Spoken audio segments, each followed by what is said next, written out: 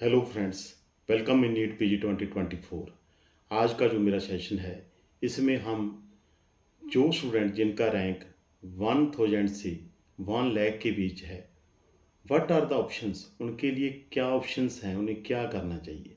देखो, सबसे पहले तो मैं यही कहूँगा कि जनरल कैटेगरी की जो स्टूडेंट्स है, जो ओपन मेरिट में है, उनकी बात करूँ। जो ओबीसी एंड जे हम कहें ईडब्ल्यूएस है, उसमें कोई ज़्यादा अंतर नहीं आता।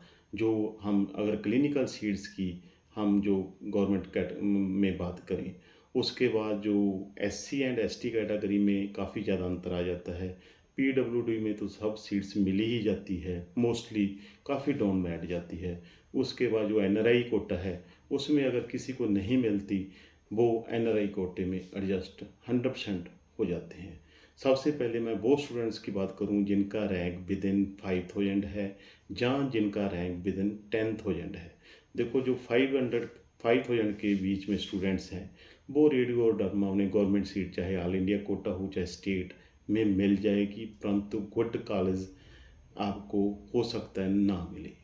सेकंड, जो जो स्टूडेंट जिनका रैंक विद इन 10,000 है, वो उन्हें भी जो फर्स्ट 3 ब्रांचेस है, जैसे रेडियो डर्मा, जो मेडिसिन है, मेडिसिन भी मोस्टली 6000 के करीब जो क्लोज हो जाती है गवर्नमेंट में, जो ऑल इंडिया कोटा हो चाहे स्टेट्स हो।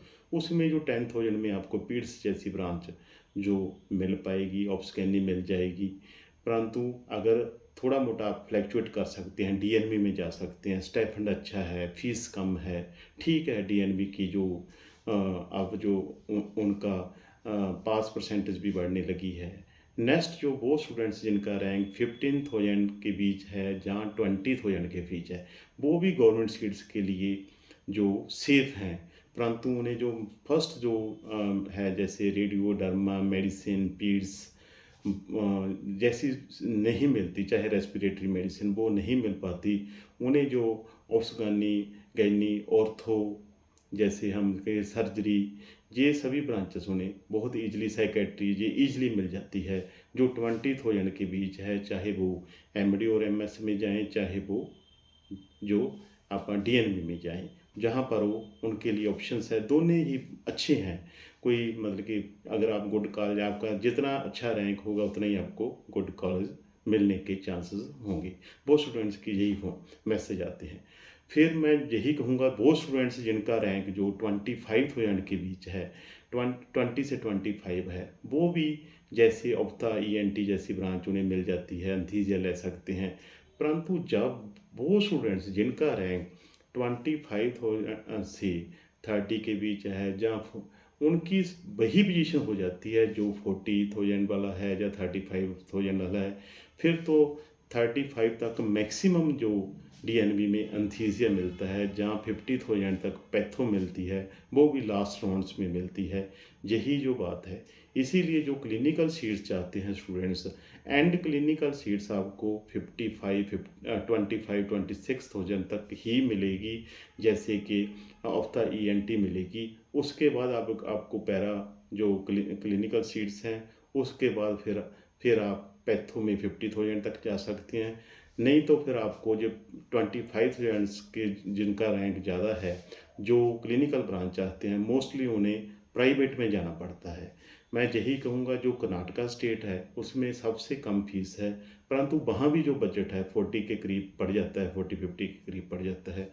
उसके बाद जो यूपी है, उसमें जो 1 लाख रैंक तक स्टूडेंट्स है जो क्लिनिकल ब्रांचेस में एडजस्ट हो जाते हैं। परंतु जो कर्नाटका है, उसमें सिर्फ 50,000 तक ही स्टूडेंट्स है जो क्लिनिकल ब्रांच में सेट हो पाते हैं।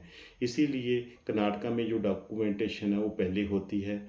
फिर मैं बात करूं कि जिन स्टूडेंट्स का रैंक जो 1 लाख के ऊपर है, 110, 15, जो लास्ट मैट जो यूपी में गई है 1,15,000 जो जैसे गई है, इसी तरह ही डीम्ड का मैं यूपी और कर्नाटका में इसलिए बात कर रहा हूँ कि जहाँ पर जो सीट्स ज़्यादा है, कॉलेज ज़्यादा है। उसके बाद जो डीम्स में भी काफ़ी ज़्यादा सीट है, डीम्ड यूनिवर्सिटीज़ में, वहाँ भी आप ट्राई कर सकते हैं। परंतु वहाँ भी आपको जो क्लिनिकल सीट्स हैं वो 1 लाख रैंक तक ही मिलेगी। जो स्टूडेंट्स रेडियोडर्मा और मेडिसिन के इंटरेस्टेड हैं, वो सबसे पहले जिनका अच्छा रैंक है वो कर्नाटका में जा सकते हैं कम फीस में। अगर आपका फिर भी रैंक ज़्यादा है 35 से ज़्यादा है, तो फिर आपको यूपी में ट्राई करना चाहिए या डीम्ड यूनिवर्सिटी में ट्राई करना चाहिए।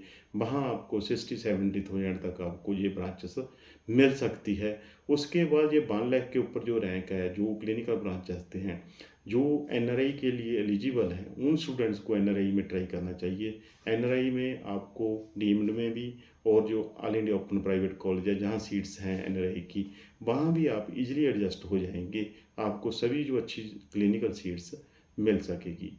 जो स्टूडेंट्स प्राइवेट में नहीं जाना चाहते, जिनका रैंक 30,000 से ज़्यादा है, वो डिप्लोमा में ले सकते हैं।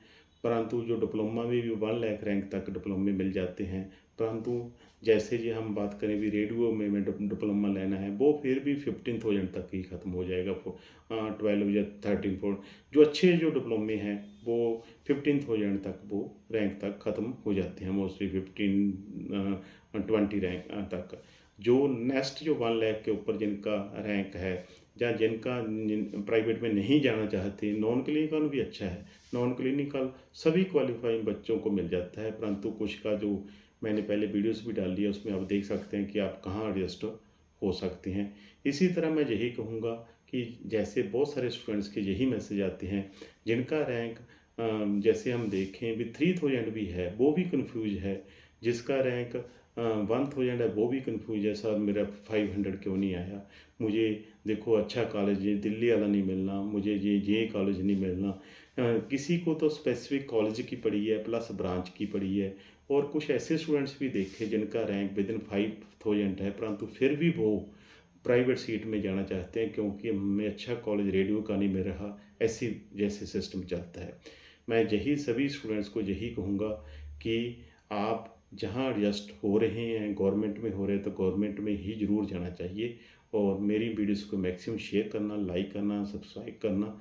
मैं इसी तरह आपकी सेवा करता रहूँगा। आप मेरे साथ जुड़े रहिए, मैं सभी आप अपडेट्स आपको देता रहूँगा।